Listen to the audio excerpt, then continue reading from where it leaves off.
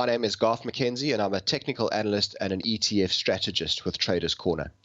On this week's show, we're taking a look at the corporate bond market, and then we're also going to look at the phases of where we are overall in a bull or bear market phase. We most likely have started at the beginning of a new bear market, so I'm going to look at the phases of a bear market and where we sit in that at the moment.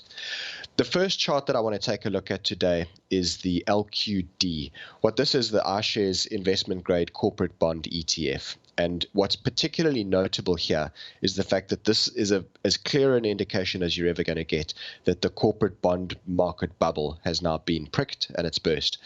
You'll notice that in early 2020, there was a blow off top to the upside. That's where the market, or the price of this thing started to accelerate to the upside. And then it crashed very, very aggressively now into early March. And this is, to me, where some of the big systemic risk potentially lies in financial markets at the moment. Over the last couple of years, it's been attractive for companies to issue cheap debt, raise bonds, and use the proceeds to buy back their shares. And that's what's driven this corporate bond ETF higher, but it's also what's driven equity prices higher as the market has re-rated higher and the PE multiple has pushed higher on a lower number of issued shares in the market. Now, the fact that this corporate bond ETF has burst, to me, is a big worry, and it suggests that we could be potentially facing some corporate debt defaults, and I do worry that actually it could ultimately lead to a credit crisis down the line if we see a whole wave of debt defaults coming on.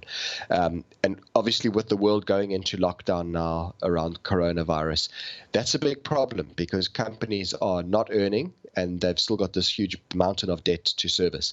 So that is a big problem. And I think the key is going to be to see how long this lockdown lasts and whether we can come out of it quite quickly or not. But if this lasts a long time and we do end up moving into a recession, a global recession, which is now looking increasingly likely, and I'm seeing many, many other commentators and analysts suggesting that that is the case, then I think that we potentially got some problems still lying ahead of us in this bear market where we're at now.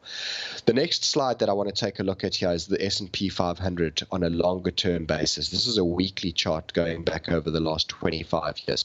And the reason I bring this up is to show what happened during the bear markets that were recessionary bear markets previously. So obviously there was 2001 to 2003. That was a recessionary bear market. The market fell 50% on that occasion. Then we had the financial crisis in 2008 and 2009, and on that occasion, the market fell 57%.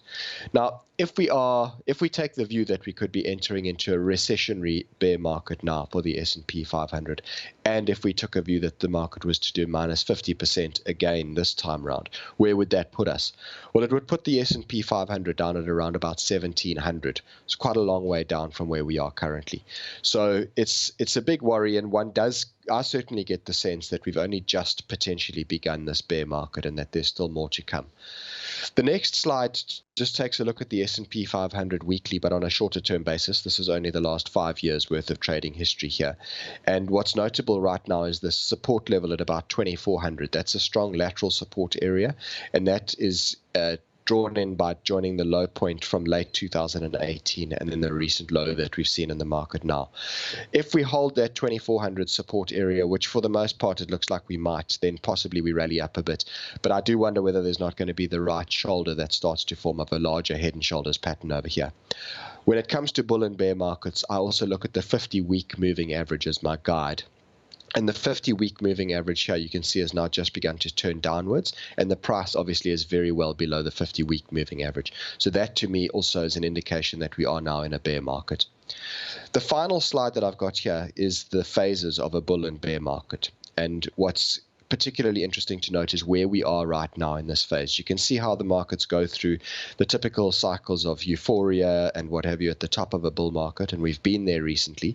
But now the market seems to have cracked, and I suspect we're now somewhere between denial and fear. Denial because I think there's still people that think you buy the bounce. Certainly on Twitter I see a lot of their commentary. And if that's the case, then I suspect that there's still more downside to come in these markets in the months and possibly years to come. That's all I've got time for this week. That'll be the end of this show, and I'll be back with you next time with more analysis and more ETFs.